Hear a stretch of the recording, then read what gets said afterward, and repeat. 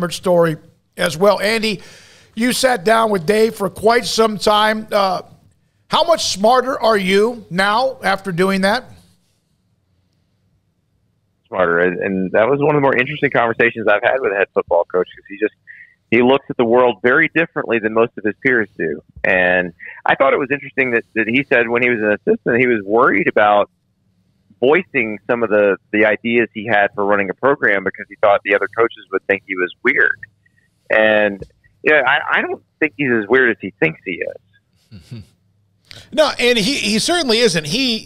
In any other profession that he did it, people would probably not notice as much, because there's a lot of people who are like he is, more cerebral and deep thinkers than we play so-and-so football here. Yeah, and I think part of it is he seems kind of naturally introverted, which, listen, being an introvert does not preclude you from being a successful head coach. I mean, look at Nick Saban.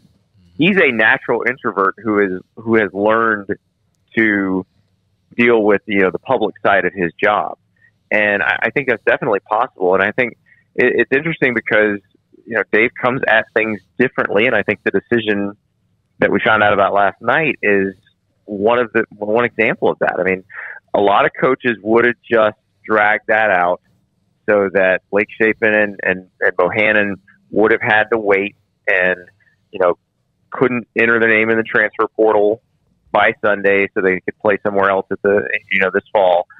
But he made a decision, to Blake's the guy, and now Bohannon has a chance to go find a place where he can start, because he's certainly good enough to start somewhere. Andy, don't you think that kind of speaks to the low bar that's also been set by some of the acts of head coaches who have taken those kind of actions? And yeah, I know it's not best for the player, but it's best for the program. I mean, it's just weird to me that we're complimenting Aranda so much when that should probably be the case across the country. But like I said, the bar's kind of been set low by some others.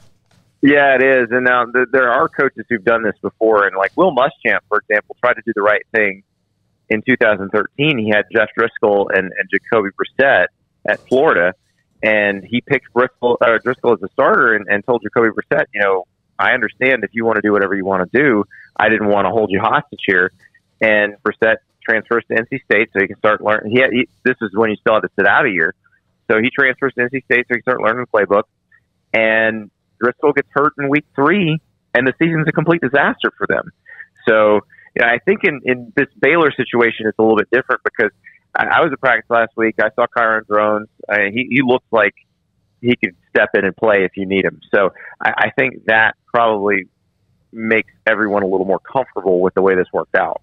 One of the things when you mentioned Aranda and some of the things he says after the spring game Saturday, he talked about how he's got a lot of young players, and they're all jovial, unlike me.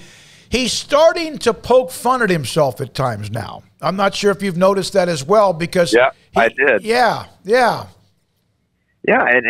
that's fun, and that's part of it. Part of it may be just getting comfortable in the role. Yes. One of the things we talked about was when you sort of are in a thing for the first time, and we talked about it in terms of like a freshman football player who goes from being a star in high school to just getting his butt kicked all over the practice field in college. And we talked about it in terms of Dave being a first-year head coach, and he listens to a lot of people and takes different advice, and it turns out the offense that he thought he needed for the program he wanted to run was not the right one. And he has to make the decision to fire Larry Fedora and the rest, some of those offensive staffers. And you could tell that kind of tortured him. Like, he felt really bad about having to do that. It's part of the job. And obviously the offense they run now under Jeff Grimes is probably much more suited and complementary to the way they play defense.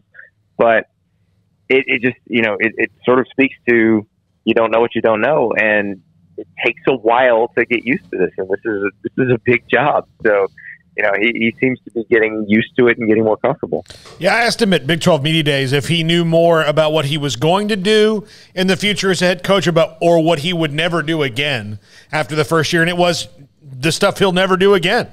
Like, these things are off the table. I tried them. They weren't for me, and I'm moving on. So that first year clearly was an education for him like no other.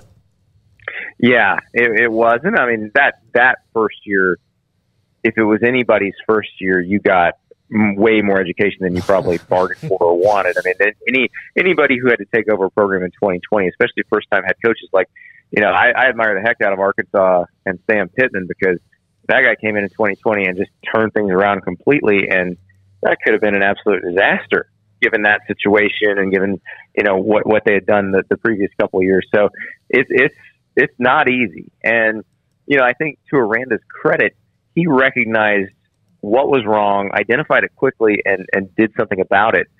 And I mean, you can't argue with the results. They turned around and won the conference. Andy, everybody, I think, kind of when they have a great coach, kind of convinces himself of like, he loves it here. We see that every year during the coaching carousel, and he was obviously a guy that was mentioned with pretty much every major job that got opened up because of Baylor's success. But how much do you think that fit at Baylor is kind of perfect for him, because it's not the mega school with $1 billion donors and billions of dollars and all that. It is kind of there's exposure, but it's kind of tucked away compared to maybe some other places, and it just seems to fit him, at least where he is in life right now, and his style. Well, I go back to what Mac Rhodes told me, and he said, more than most of the coaches he's known, Dave seems to understand himself very well, and I think that matters. I'll give you an example of a guy who understood himself perfectly, and that's Chris Peterson. Chris Peterson stayed at Boise State. You're like, why is this guy not taking any of these jobs that are getting thrown his way? Well, he was waiting for the job, the Power 5 job that was the right Power 5 job, and that was Washington. Washington's a big-time program, huge fan base, a decent amount of money, but also they're completely overshadowed by the Seahawks in their own town. Chris Peterson was not going to be on the front page of the Seattle Times every single day. He was not going to lead the sports broadcast on the TV news that Pete Carroll had to do that. So he understood that he could do the job he wanted with the resources he wanted in a place that was comfortable for him. I very much think that is Baylor and Dave Aranda, because Baylor has money, they have resources, they're in a great location, but they're not under a microscope the way that Texas is, or the way that Texas A&M is, or the way that Oklahoma is. And I'm not sure Dave Aranda would be comfortable under that kind of microscope. I mean, he worked at a place like at LSU where that is the life of the head coach.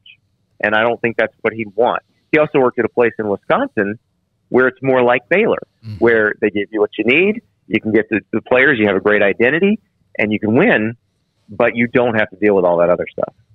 So, Andy, do you have any interest